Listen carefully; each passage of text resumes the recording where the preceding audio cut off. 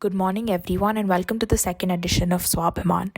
For this edition of Art, we're interviewing Miss Parul Bajoria, who is the CEO and founder of Miharu, a mother of two. Miss Parul started Miharu as a social venture which makes handmade brass jewelry and handloom silk dupattas from the dying crafts of Bengal. Miharu attempts to fuse authentic classics into modern contemporary art and work with the local skilled craftsmen and women of Bengal to do so. For its inspiring work and consistent efforts with the community of West Bengal, Miharu has been awarded by the hands of Dr. APJ Abdul Kalam amongst the top 40 contestants on IG Bangla top 25 women entrepreneurs on AIRSWEE. They have vendors from Taj Khazana to Fab India, and all the way through their journey, they have helped reconcile the local crafts of West Bengal to the modern markets of today, which was earlier a major cause. The lack of this bridge was the major cause for declining handicrafts in India. And by doing so, ma'am has agreed to share her journey with the handicrafts industry in order to discover and decipher various gender trends that exist within this industry. I welcome you, ma'am, and let's begin the interview. Thank you. Go ahead. Thank you for joining us, ma'am. I will begin the interview now. So, my first question for you is what inspired you to start this initiative that is Miharu? And please, could you describe your journey since the starting of Miharu's founding, please? Thank you. Right from my college days, I always wanted to do something apart from taking care of my family. So that it was that to move out of the house and do something for the society apart from, because everybody takes care of the family, it can be taken care of. But if you can, in addition to what your responsibilities at home are, if you can step out and do something meaningful for others as well as yourself, which is your calling, I think that is a great thing to do. So that was inside me, like right from start.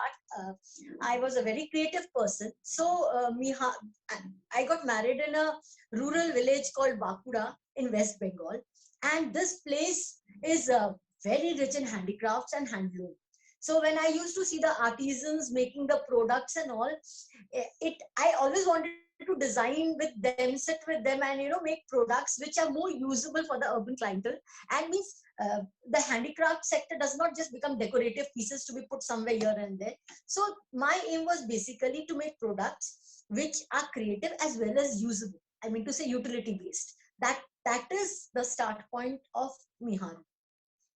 That is how we started Miharu around 8 years back. And we started working with the artisans closest to our place. That was the Dokra craft, which is a 4,000-year-old ancient craft, plus weavers of Bishnupur to make Balucheri products, which were traditionally only saris were made. So we made products like dupattas, cushion covers, and all, which were away from the traditional products. Yeah. I think it's very important to, keep the traditional crafts going and bring them into the mainstream modern markets. That's a very important thing that Miharu is doing. So that's actually great. So, ma'am, you mentioned, how of taking care of a family is something that everybody does, and it's very important to go with your calling. Whatever you Yes. want to do with your life, apart from just taking care of the family. So, while a lot of women choose to just stay at home and take care of their families as their calling or what they want to do, prioritize in their life, a lot of them also wish to go out and do something with their lives, like in the entrepreneurial space like you have done. But a lot of them face this duality, this confusion, or this sort of they feel like they're betraying their family, or they basically they're not able to get out of that social preconception that women should prioritize their families first. A lot of women who leave their, like, who choose to go a step into the entrepreneurial space face a lot of backlash from society with respect to, say, their family commitments. So how do you what are your thoughts on this particular aspect?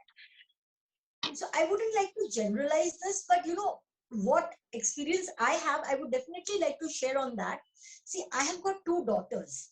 I started my entrepreneur journey after my daughters had become a little bigger. I mean to say they were around 13, 14. So when you have a family, when you are committed towards your family, of course you need to take care of it. You just either you build a support system where you have somebody in addition to you who can take care when you are not there, or maybe you have to wait for some time. See, if the kids are small, of course they would require attention, I believe. So at that point of time, whatever you can do, there are many things, you can plan what you aim to do. You can find the people who are in that field, how they are succeeding, so you can make your plans during those period when you need to give attention to your child at home.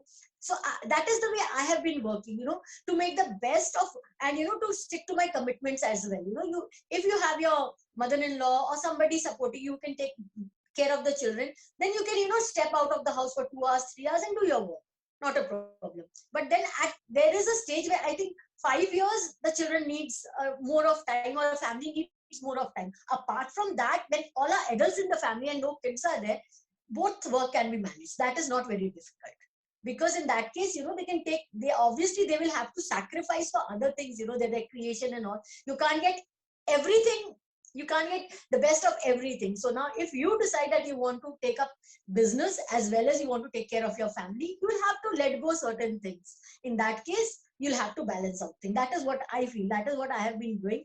And in fact, it only helps you grow and your family grow when you are working as an entrepreneur.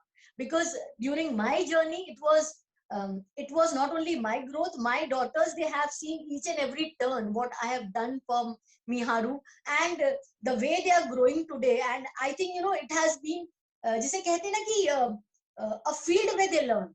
You have to go to school and learn from books, but life में जो experience होता है, they have seen my entrepreneurial journey where they have seen me from growing from zero, from single artisan to now 40 plus people we are working with.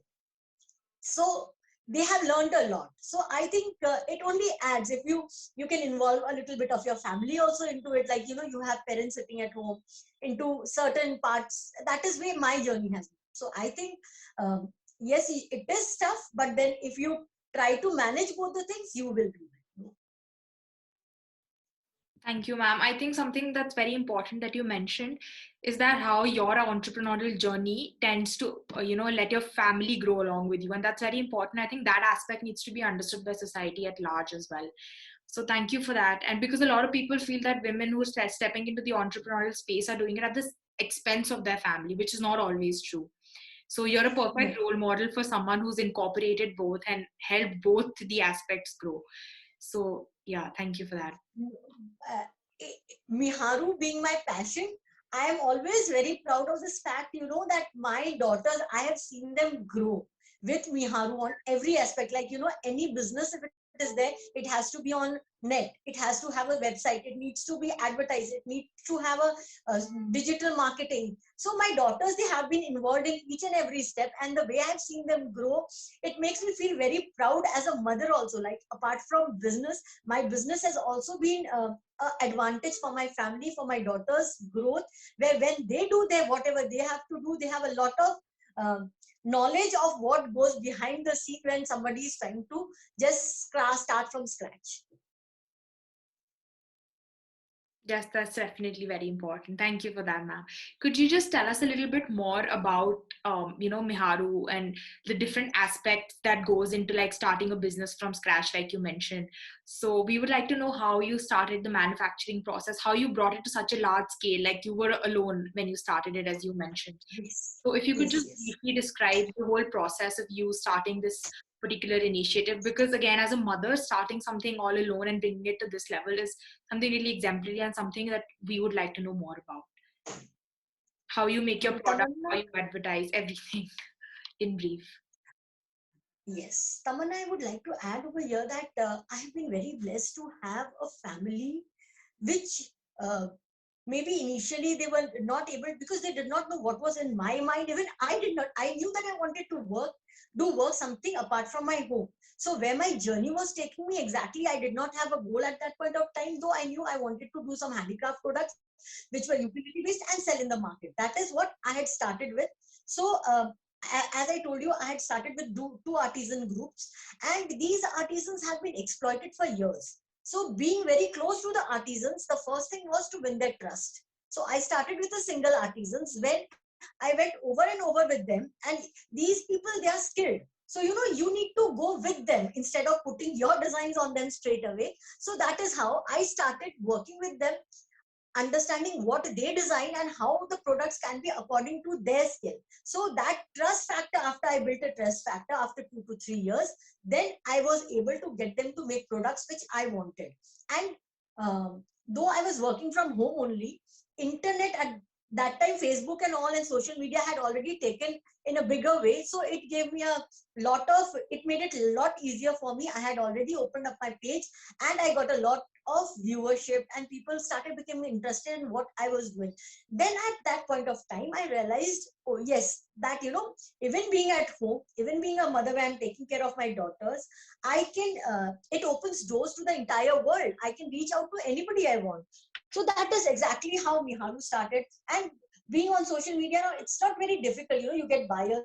You don't need to have a website at that point of time, not at all. So I started also having buyers and displaying whatever I was making. People were interested, the stories, and it was like all for real. So people were all inquisitive, and I got a lot of fan following and all those things. And this is how it made me believe in myself that I was doing something good, and I could bring this craft to a next level. So that was start of Miharu.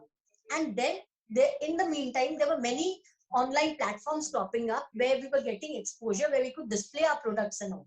We could send them the products. There were boutiques where we could send the products. So I was not directly in touch with it was not like a B2C market, it was B2B market. Like, where I was selling through other vendors, I was selling through other shopkeepers. So that way initially it was that way. So it was basically our investment in all the products, and sending them the products, and products being sold, and whatever was not sold returned back to us. That was our initial stage. And we were also trying to find out which was the right products and all. That was around 4 years, 5 years. We took time to understand the market, explore what were the possibilities. In the meanwhile, the craft market had grown by leaps and bounds. So after that, we also hired people so that they could help us, manage the back end of the entire business, and packing and finishing of the goods and all. And after around 5 years, we had a small team where sampling, all the accounts, finishing of the product was taken care by the in-house team. We had also finally managed to get our orders from big giant retails like Fab India, and we were also given award by the hands of late Dr. APJ Abdul Kalam for the work that we were doing with Dokra Craft and Baluchari. It was the Fosme Award for Women Entrepreneurship that I had got. So all these things gave a boost, and we understood that there was a lot of scope. And many people, not only me, I was doing my little bit. So there was a lot of scope for many more people to join and do this work. So we had been experimenting with different kind of marketplaces like physical stores, online stores, some small time exhibition holders in foreign countries. By this time, my experience had told me that we need to focus on a particular kind of product. So that is exactly what we are doing right now. The way we are working at Miharu right now is in a hybrid model, where we have got a small team which is working with us in-house to do the sampling and the finishing. Because finishing is the most important part, and sampling is required to get the products which are exactly more acceptable by the modern day market. So these two things are managed in-house, and the rest of it, like what the craftsmanship has to be done at the craft clusters, is done by the artisans and the weavers. That is job work. We help them financially also. We help them financially also, like, giving them some money to buy the raw material and all. And once they deliver us the finished products, we pay them. That is the model on which we work. In addition to that, we have been developing small clusters of women which make jewelry for us. Like earlier, the range of products we were into was home decor, dupattas, cushion covers, a lot of products. So now we have curtailed it into, we are expertising into jewelry, fashion jewelry. So we have developed 2 clusters of women who are working, twining threads with the components of brass to make the jewelry. So we are into hybrid model where finishing of the products and sampling is done in-house, and the raw materials and all given to the artisans. They give us the basic raw material components, and then these are put in together with the clusters that we have developed with skill development, and get the finished products, which whatever last work we have to do, we do in-house. So this is how we do. And I would also like to add, earlier we were like into B2B market. We have now our own website. So now we are in touch with a lot of customers directly. So we know what people are liking. That is because of the pandemic that we had to get into this market. And we have, I think it has been a wonderful journey because of the pandemic too, also for us and our artists. Ma'am, I'll just pick off I'll pick up from where you left off, which is the pandemic. So I just wanted to understand a little more about how the pandemic impacted a business at Miharu. Was it positive or negative? And in what ways did you step up to cope with this whole pandemic situation? Since you have a large online presence and a lot of your team sort of works in-house, I think it must have been a little easier to suit the pandemic model. But please tell us a little more about it. Before the pandemic, we had a lot of orders lined up with many B2B marketplaces. Due to closing down of all the shops and stores, all the orders were cancelled. So for 1 month, we were at total loss as to we couldn't go to the artisans' place. The artisans could not visit us. And it was like, how do we go about? We had no clue. But as you say, no, there is in darkness also you can see some light somewhere. It so happened we realized that that point of light was definitely internet. Again, you know, where we when we were forced into, like, you know, we have to deliver something, at least ye order to pura kare. Then how do we visit the artisan? The only mode left was WhatsApp. Unko video call kar unko samjha kar, and the courier services. I must admit that these two things kept us going, and you know, we discovered that it was not difficult. We can have our video calls with the artisans. In fact, जो काम पहले हम लोग का देख नहीं पा रहे थे उनके घर पर जाकर, वो अब हम यहाँ से वीडियो कॉल कर कर बल्कि देख पा रहे हैं कि आपने क्या बनाया, आप दिखाइए, आप हमको वीडियो कॉल कीजिए, आपका कैसा हो रहा है. तो it led to betterment than what we were earlier doing. And earlier artisans were like, ma'am, आज deliver करते हैं, कल deliver करते हैं. Now we have a pickup man at their door, because you know, delivery services go to each and every pin code all over India. Right, so we arrange for the pickups. The artisan has to give the product, and you know, they're delivered back. At the same time, earlier when we were doing designing, we used to invite them. Of course, I will definitely say ki you cannot equate when a person is in front of you what you are making and the things that come out. They're definitely much better. But then, you know, if you are still on a video call, you can still do things. It's not stopping you. You know, you learn new ways. So we started designing, they started making, we started explaining things. So everything went online, and it is amazing. You know, the internet has taken every strata of society by storm. It is these artisans. If the artisans are unable to do, their younger children are able to do. They are taking their parents कि पापा आप ऐसे करो, mummy आप ऐसे कर सकते हो, उनको नेट पे कनेक्ट करना. They have attended Zoom calls, they have done skill development. Everything is possible. Like, so during pandemic, the first 2 months we were definitely at a loss, but later on we learned that no, there is nothing to lose heart. We can work. And at the same time, once when we were preparing our team backend for preparation and manufacturing of the products, we started exploring marketplace. At that point of time, here my daughters come in, who helped me make my website on Shopify. And it was during that period that, you know, we started exploring all the possibilities of working on Shopify and digital media में, all social platforms पे advertise करना अपना कैसे कर सकते हैं. And when you're doing work yourself, you have so many stories to tell. You know what, every day you're doing. People, if you are true to yourself and you're true to your journey, it automatically speaks. So pandemic, it had many positive points also, I believe. That was really something that makes me really happy to hear, is the fact that how, you know, you take the artisans along as well in this whole journey of technological growth for your company. That's actually something which is really... It is like, you know, I am not taking the artisans along. It is along with them that I am able to work. Without them, there is no products. They are the creators. they are the creators. It is like, we are just providing them the market and assisting them to make something which is more acceptable. But that's also very, very important because we know how great their products have been for a very long time in Indian history. But the fact that modern market is growing at such a pace which sometimes tends to leave them behind, that really used to sadden me. And the fact that you brought them to this whole marketplace or brought the marketplace to them through technology. So that's actually something which is very nice to hear. Yes. Ma'am, moving on to the next aspect of this interview, I just wanted to know a little bit about the workforce that is within the artisans that work with Miharu. Usually, is it the men who work and design the products, or the women, or like what is the work profile according to the gender of the person? Is there something designed, or is it like a fluid thing? Everyone's doing everything with no prejudices. Okay, so the crafts that I have been working with are basically more done by men. They are dominated more by men, like Dokra craft as well as the weaving thing. They are the breadwinners of their family.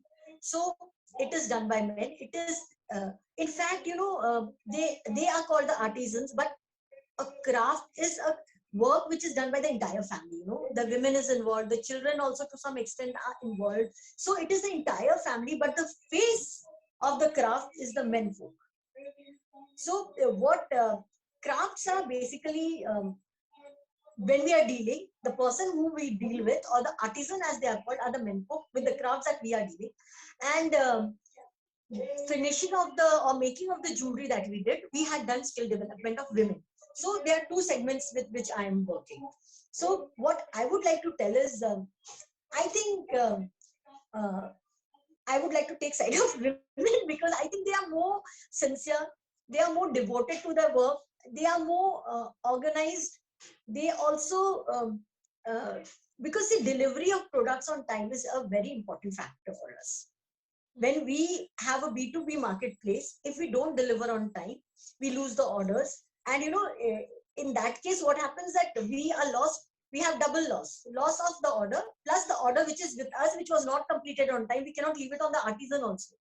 So timely delivery is one thing which often we have to struggle when we are working with this male artisans, wherein we would like the females to also participate, come ahead and take the lead in dealing with the financial matters, so that we can get the products on time and give it to the seller or the buyer on the right time. So that is where I feel it's better to work with the women if possible, or if the system grows, because Dokra craft also is generally dominated by the male society. And similarly, even the Baluchari, we see more weavers which are males. Yeah. Yes, ma'am. Actually, in fact, a lot of industries, like since we started Swabhiman, whichever interviews we've been doing, we have sort of gotten the same narrative that at least traditional crafts, which have been dominated by the male sector due to the history of the previous, gender relations, continue to be so even today. But again, the sort of initiatives that we are and the people that we're interviewing tend to mention that they're always trying to work more with women through skill development and other initiatives. So it's really nice to hear. Could you just tell us a little bit? I would also like to add, that Dokra craft is more physically, the finishing of the product requires physical strength.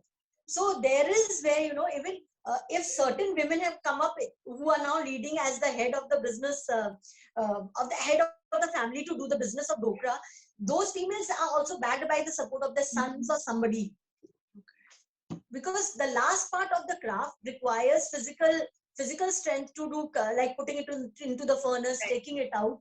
So actually it is a complete family which needs to work together.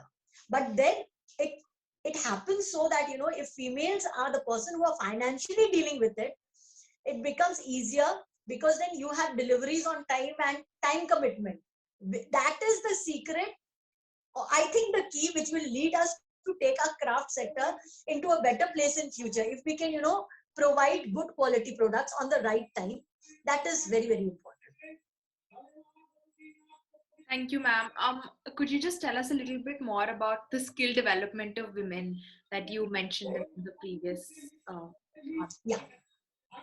Yes. So what we do is, We have our in-house team which is skilled in crafts like patwa craft, the wire wrap craft. So all these crafts are such that we teach them to women in suburbs of Durgapur. We like have groups of 15 to 20 women who come and learn over here free of cost. And but the point is, we cannot promise everybody a marketplace. We teach them, they can also explore it in their local market or join other boutiques and all where they can supply once they have learned the skill. So what we do is, all the women who are interested, we before pandemic, what we were doing, we were having in-house classes where we would invite the women to come to our unit, and there we would have all the raw materials given to them, which were very basic, and teach them the craft of how to make thread jewelry and all. And that could be used in multiple, and give them ideas. Everybody knows a little of thread work. It is basically teaching them in a correct manner what they can do and how they can make jewelry out of it. That is exactly where we come in, because we know the market, what it demands. So we prepared them, we gave them insight as to what they can do. And as I told you, everybody is becoming tech savvy. So in their own way, they're also trying to put it on their pages or somewhere here and there and trying to grow. So that was before pandemic. During pandemic, skill development was one thing which we could not get into because gathering was not possible, and having classes online of so many people is not a very easy thing to do. But now we have again started, wherein the skilled women whom we have skilled at are in the villages. Now they are gathering women in their villages in itself. So earlier they were coming to our unit. Now we do not want them to come to our unit. They can be trained in the villages of the women who have already been trained. So we are in process of doing that. That's actually a very good idea. This whole change, so they don't have to come all the way here. That's actually amazing. And carrying forward the same question, what are your views on economic self-sufficiency for women, especially in like a lower socioeconomic background, since they've been restrained to the whole household front for most of their lives? Do you think that in the future you see more women coming out in this whole craft sections and actually engaging with the financial aspect of it? See, once women do work and where they are earning themselves, even if it be a very little amount, it makes a whole lot of difference to them, to their family, to the children. As I told you, even in my case, it went down to the family. Like, growth of a woman means growth of the family. So when these female, they come out of their houses for this work, the little amount of money, it helps them, their self importance in their own eyes, it is increased. It makes them a happier person. It gives them that little amount of money to spend in the way they want to spend. They get an exposure. They know, they learn so many things where they were earlier confined to their home. Now they have a purpose. Even the men folk, they don't stop them from going out when they see that they are earning, right? So it gives them the exposure. So, and the kids also learn. Like, I give you an example. I have got a girl, Sukhi, who studies in a college. She comes right from the village. Right now she's in college. So she is taking work from me, thread work. She's doing it like so per week if she's earning some amount. So now, even before she has started her career, before she has got married, she has tasted that, that money in her hand, it makes her independent. Now when you can think how it will change when she gets married, a person she would like to get married to, and how she would take care of a household, because she knows that she is independent, she can do things she wants, and she can lead a better life. So it is like an entire package in itself. Slowly, these women can form their self-help group, they can do work together. We have many people who are ready to help, but people who need help, if they are prepared with a base कि ये काम कर सकते हैं, then people can come कि हाँ आप हमारा ये काम कीजिए, हम आपको money देंगे. So if you are training these people, so, and they are able to earn a little bit of money, it means it in a very subtle way, but it really means growth of them, growth of their self esteem in their eyes, a little money for their own work, like a little pleasures for themselves, happiness in the family, a little fulfillment of their children's desires, and slowly they can grow as their skill develops. They can become the breadwinners also. Thank you, ma'am. That's true. Growth of a woman means growth of the self, growth of the family, and growth of the society. Like you mentioned, a lot of them go to form cooperative societies and everything. Yes. Thank you for that. Now, just concluding the interview, the last question is, like I mentioned, you are a role model for a lot of women who, despite having, say, familial commitments, would like to start a business on their own. So, or even girls for that matter, not exactly women who have family commitments, but any woman who wants to start a business of their own, what sort of advice or suggestions would you have for them? My one suggestion would be, don't do it because others are doing it. Find out what your goal is. If it is your goal, plan it out. First, take care of the family that needs the care that has to be taken, or care. It means you can have a support at the back end. You plan out yourself in such a way that, when you are stepping out, your family is taken care of. Find out how much time you can devote, and then plan your steps further according to your goals. Because if you do not know what your goals are, like I knew I wanted to work in this creative sector, I wanted to work with the artisans, I wanted to take the craft to the next level. So it may be a small goal.